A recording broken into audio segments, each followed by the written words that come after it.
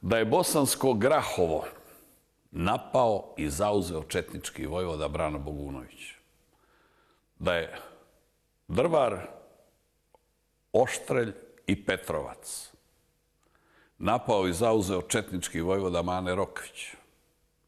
Da je Gračac napao i zauzeo četnički vojvoda Dane Stanisavljević Cicvara.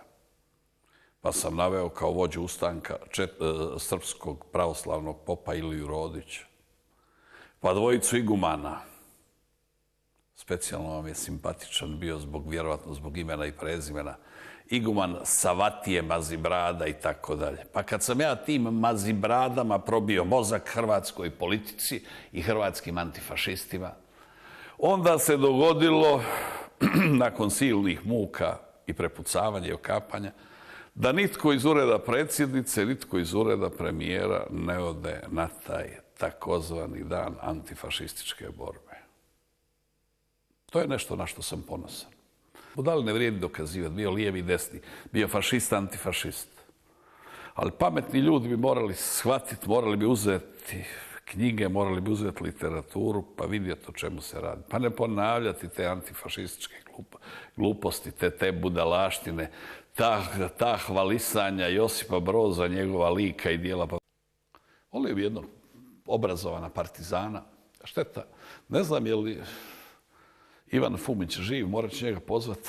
Taj imao junačkog srca, doći mi u meč prije jedno 8-9 godina i dobro se držao. Čovjek pokazao veliko znanje, pokazao veliku strast. Nije mogao dobiti taj meč jer smo se našli u poziciji.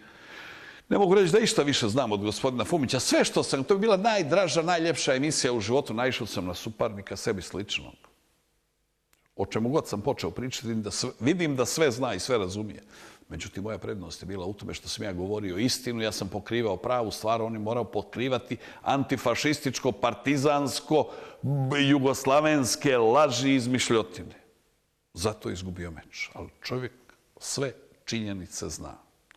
Od početka rata, od rata na prostoru Sovjetskog saveza, od rata u Sjevernoj Africi, od Teheranske konferencije, od Jalte, od Zorgea koji